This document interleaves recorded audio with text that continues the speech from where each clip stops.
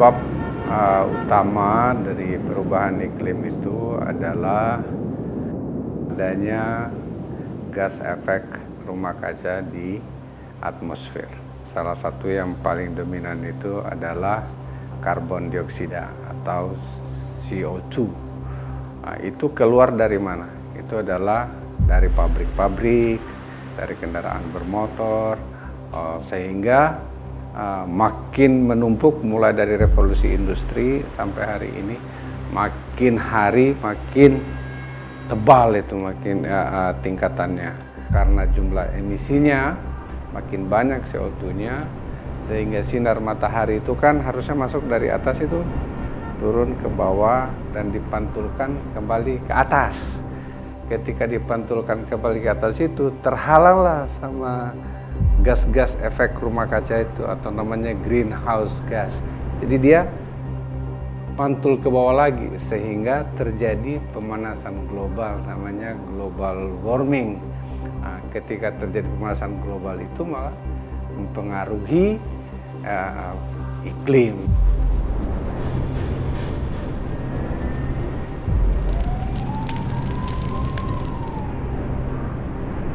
Kita sudah mulai banyak melihat abrasi. Nah, akhirnya apa? Terjadi apa itu? Akhirnya terjadi namanya kerusakan.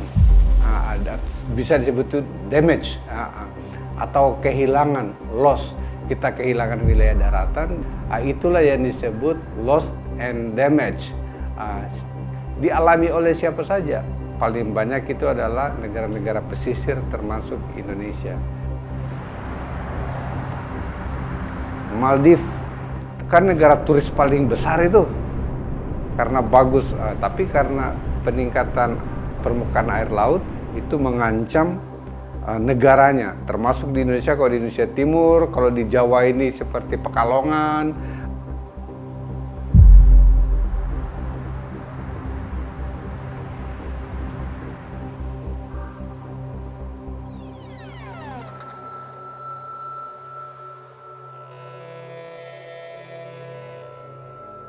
Pekalongan di waktu saya kecil masih cukup asri ya.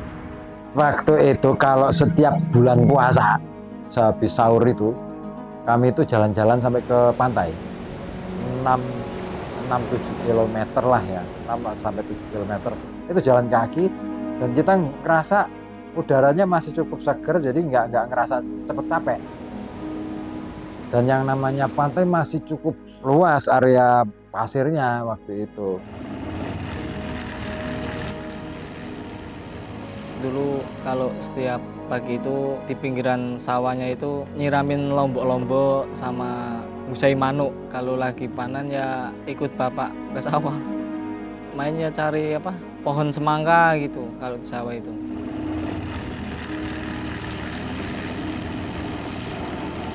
Di depan terminal lama, nah itu ada, dulu di situ masih cukup luas areanya, belum ada rumah.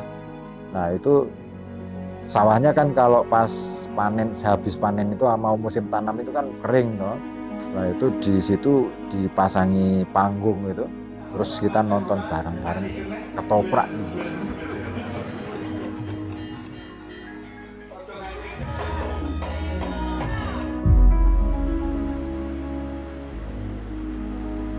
Kalau siapa yang paling terdampak itu ya menurut saya anak-anak. Kalau ini tidak tumbuh dan berkembang di saat mereka masih kanak-kanak, dan yang mereka pikirkan hanya sesuatu yang mengerikan, yang akan muncul adalah trauma. Trauma ini yang membuat akhirnya kita kehilangan arah mau kemana, kota ini mau dibawa kemana itu sudah hilang.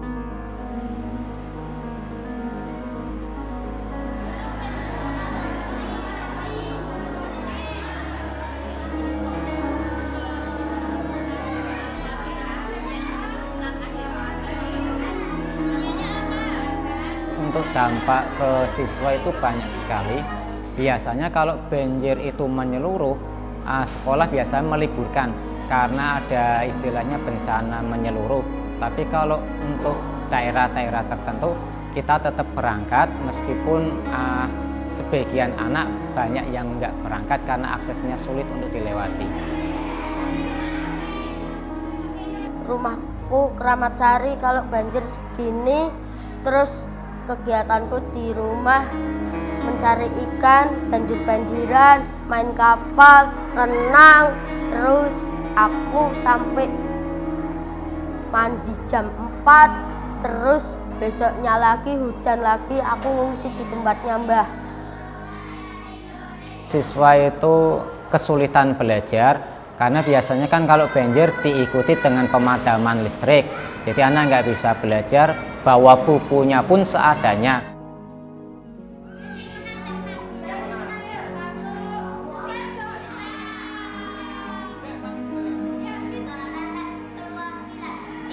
Keadilan sosial bagi seluruh rakyat Indonesia.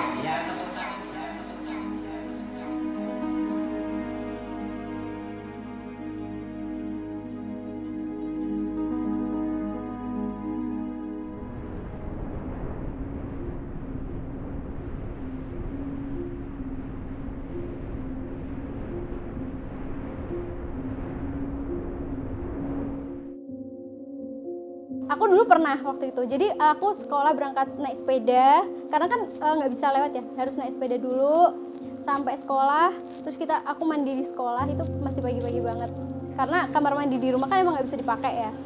Nah itu tuh sebenarnya sering jadi ini ya, kasihan banget ya orang Panjang gitu, banjir gitu, sempat jadi bahan ejekan sebenarnya gitu. Di ekonomi ibu sendiri yo sangat jauh berbeda ya, sangat jauh berbeda.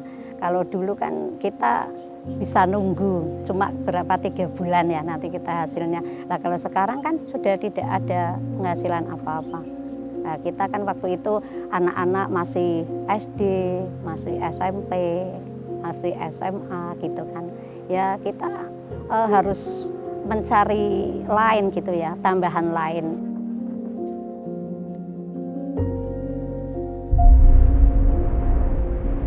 Kalau banjir itu mulai mengganggu itu ya kisaran 6-7 tahun yang lalu ya. Buat pertanian yang paling terdampak di saya itu ya tambak udang sama ikan punya bapak saya tenggelam.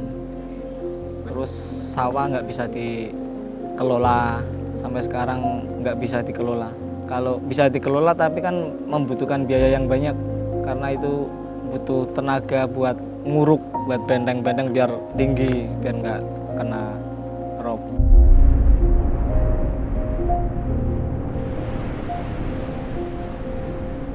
Pernah mengalami banjir yang besar, kurang lebih sepaha orang dewasa, dan itu semuanya terdampak banjir seluruhnya.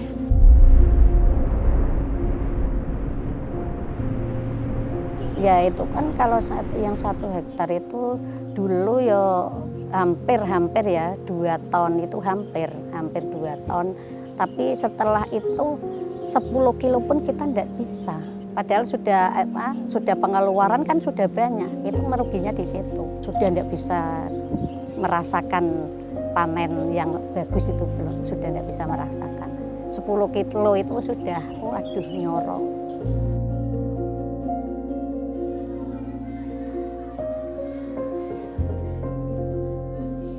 Mau ngungsi, keadaan banjir itu udah setengah badan, itu udah nggak baik untuk kesehatan karena lingkungan yang terdampak perubahan iklim itu bukan tempat yang ramah bagi perempuan.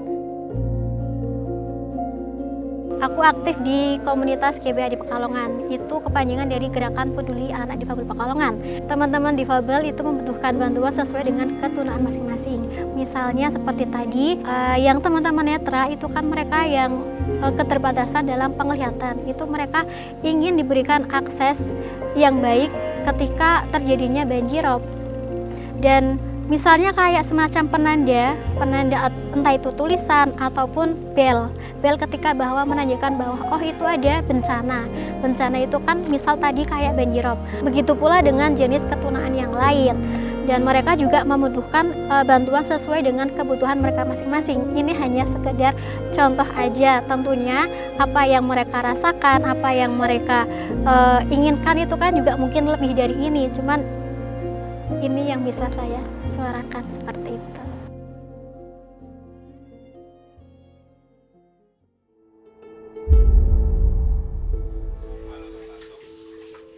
Tantangan yang paling besar itu berkaitan dengan penyediaan air bersih sebenarnya. Penyediaan air bersih yang pertama, kemudian yang kedua itu adalah masalah sampah, penanganan sampah, kemudian limbah. Ada tiga hal yang paling kuat gitu.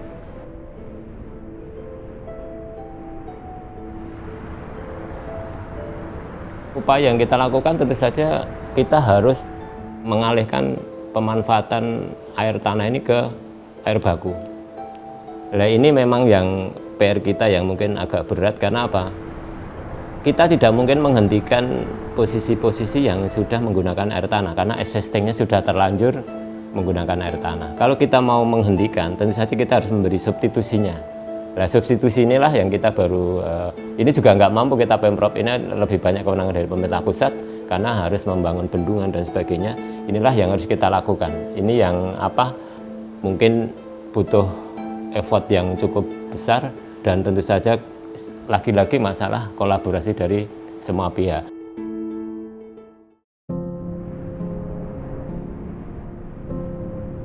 Kegiatan untuk melanjutkan kegiatan swadaya. Kemarin kan penerima manfaatnya orang sini. Identifikasi itu muncul mulai dari di tingkat kelurahan gitu ya Mas ya, mulai tingkat kelurahan, pelaksanaan musrenbang tingkat kelurahan, kecamatan, sampai dengan di tingkat kota itu kita identifikasi itu muncul dan kita kenal dengan istilah melakukan tagging gitu ya, penandaan baik nanti sampai di penganggarannya maupun di perencanaannya yang kita lakukan sekarang. Nah, dengan adanya penandaan semacam itu kita akan lebih bisa mengawal bahwa ini dilakukan dalam rangka untuk menyikapi adanya dampak dari perubahan iklim yang di Kota Pekalongan, termasuk juga kita mengenal dulu efek gas rumah kaca, bagaimana emisi supaya bisa termonitor dengan baik, di teman-teman dinas perhubungan itu bisa monitor dengan baik. Kemudian juga bagaimana di rencana tata ruang wilayah kita itu kita memastikan bahwa ruang terbuka hijau yang ada di Kota Pekalongan itu minimal tidak terkurangi.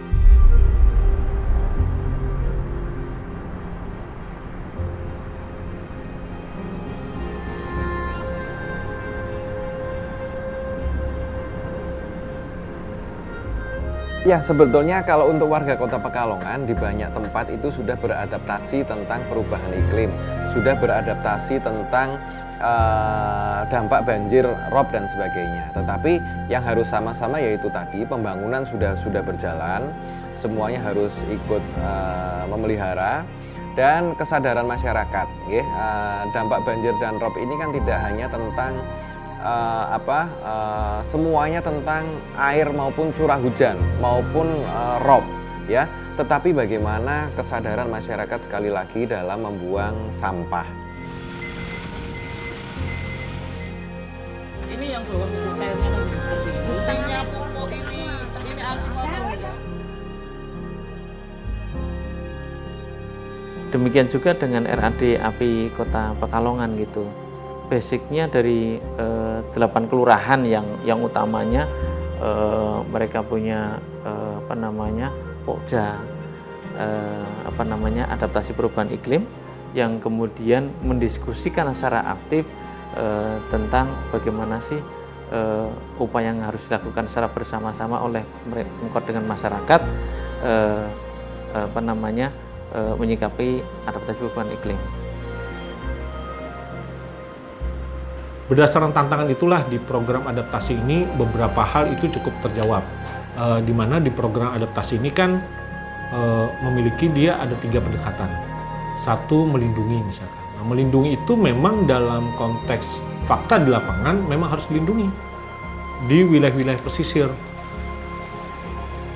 Yang kedua, selain melindungi itu adalah mempertahankan soal keberadaan kelembagaan yang sudah mulai ada di tingkat masyarakat, misalkan yang upaya-upaya untuk terlibat di dalam adaptasi misalnya.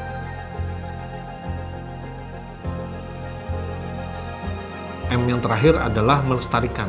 Kalau mempertahankan itu upaya bagaimana mempertahankan yang ada. Kalau melestarikan itu bagaimana upaya bukan hanya mempertahankan, tapi memperluas. Itu sih.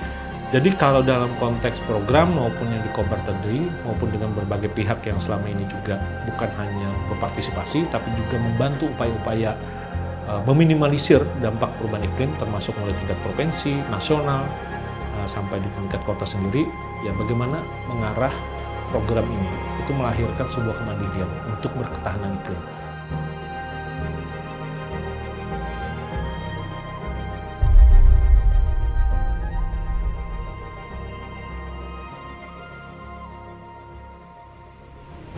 Saat ini pemuda di Kota Pekalongan itu mengalami perubahan, gitu ya. Mulai perubahan. Perubahannya itu yang tadinya tidak tahu menjadi tahu tentang apa sih yang terjadi di Kota Pekalongan gitu. Ini yang kita dari pemerintah sangat berterima kasih sekali khususnya kepada teman-teman dari kemitraan yang telah menggandeng anak-anak muda di Kota Pekalongan. Mereka tergabung dalam Kobar ya, kolaborasi bareng. Kemudian setelah itu mereka ada semacam semangat yang kalau kita dengar itu jadi kayak merinding gitu ya. Mereka menyatakan Kalongan itu akan tenggelam kalau kita diam.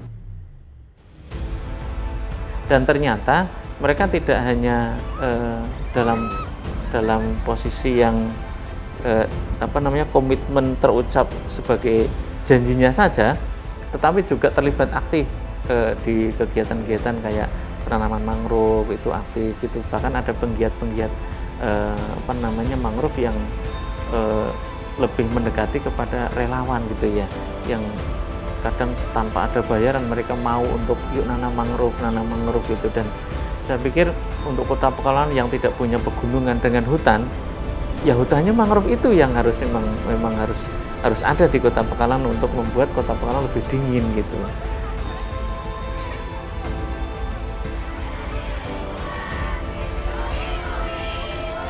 Ya, kalau saya juga mengapresiasi ya Kota Pekalongan yang sudah membuat rencana aksi, karena rencana aksi ini kan sebetulnya ini menjadi guidance dari semua pihak. Saya harapannya rencana aksi ini kan lagi-lagi masalah komprehensif tadi, apa yang harus dilakukan masing-masing sehingga bisa menyelesaikan problem ini. Nggak mungkin kami melakukan sendiri dari Pemprov Jateng, tentu saja kolaborasi dengan teman-teman kabupaten, kota yang memang mereka lah yang sebetulnya punya wilayah, kita adalah punya wilayah provinsi, dan tentu saja aliran sungai dan sebagainya juga kewenangan dari pemerintah pusat. Kita juga berkoordinasi dengan pemerintah pusat. Untuk upaya perbaikan yang di atas juga butuh kolaborasi dari semua pihak tadi. Kewenangan juga tidak hanya di provinsi, ada di kabupaten kota, juga ada di pemerintah pusat. Inilah yang kita harus selalu kita sinergikan bersama itu. Saya mencoba mencari apa aja sih inisiatif yang sudah dikembangkan di Kota Pekalongan. Rata-rata di Kota Pekalongan itu inisiatif yang dijalankan itu bagaimana menanggulangi, tapi bukan lebih banyak mengantisipasi. Kalau menanggulangi, perspektif menanggulangi itu adalah kalau kejadian baru ditanggulangi. Nah, ini bagaimana mengantisipasi. Nah, berdasarkan itulah saya mencoba untuk bagaimana di Kota Pekalongan agar konteks penanggulangan itu merubah menjadi antisipasi.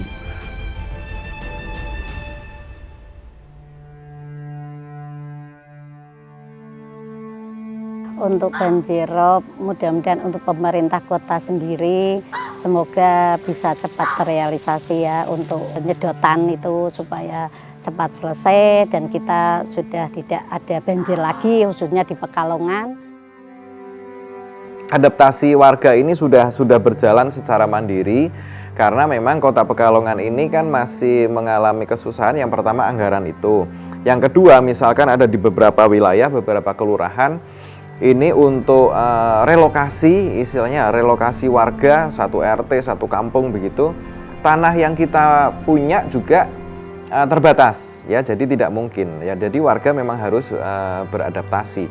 Tentang pekerjaan juga, ya, pekerjaan misalkan yang dulu bertani, ya, sawahnya sudah terendam, sudah hampir menjadi rawa, mereka akhirnya menjadi petambak maupun budidaya ikan. Nah, petambak ini kan juga airnya semakin tinggi, nah akhirnya mereka memakai jaring di putaran tambak itu supaya banjir itu kalau misalkan dampak banjir, ikan-ikan maupun udang itu tidak keluar. Terus sekarang ada lagi pembangunan tambak yang dibikin bulat-bulat itu, ya, itu juga salah satu adaptasi menurut saya tentang bagaimana situasi dan kondisi di Kota Pekalongan. Sebetulnya kemitraan sudah mengajak delegasi 20 negara, ya, waktu itu 20 atau 23 negara untuk melihat langsung ke Kota Pekalongan. Kondisinya seperti apa? Memang mereka akhirnya tahu secara langsung situasi dan kondisi di Kota Pekalongan ini memang parah, ya, tidak sedang baik-baik saja, dan semakin parah setiap tahun.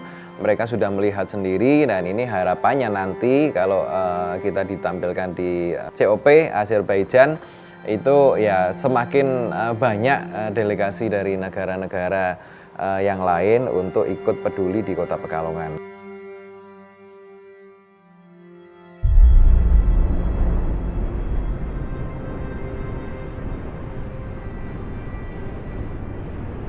Kita sekarang sudah tidak bisa lagi mengembalikan Pekalongan seperti 20 tahun yang lalu, tapi kita harus beradaptasi dengan situasi yang baru.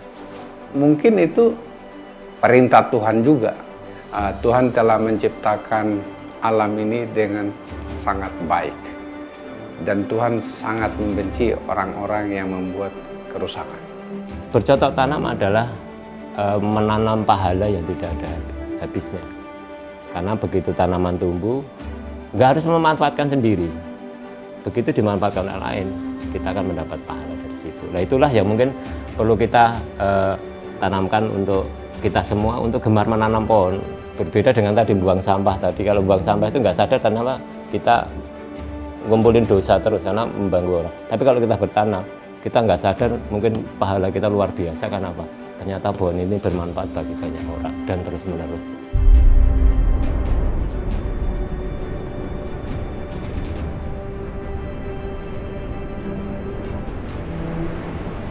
Untuk mereka kita harap untuk bisa bangkit, dan kita harus bisa mensejahterakan keluarga kita dengan inovasi barangkali ada di sekitar kita, kita manfaatkan, kita gali lagi, kita harus belajar, terus belajar sampai kita bisa menunjukkan hasil kita.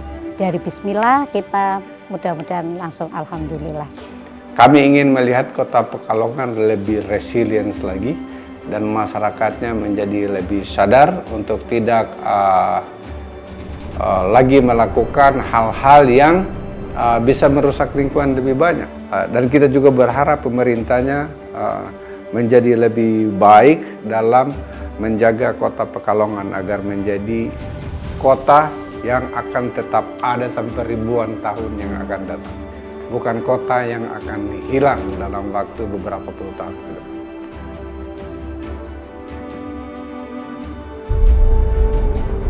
Salah satunya itu ya emang kita harus mulai dari kita sendiri, kita harus sadar diri gitu. Ya, akhirnya harus merubah apa yang biasanya kita lakuin dan itu ternyata buruk untuk lingkungan kita, dikurangin gitu, walaupun belum bisa sepenuhnya hilang gitu ya. Yunika sekarang tambah semangat ikut kegiatan Kobar karena Yunika ingin ngasih tahu dampak perubahan iklim ke teman-teman Yunika, ke keluarga Yunika, dan lingkungan sekitar Yunika. Harapan saya Pekalongan tidak banjir lagi dan penghijauan semakin meningkat dan rumah-rumah yang terkena banjir bisa tetap ditangani.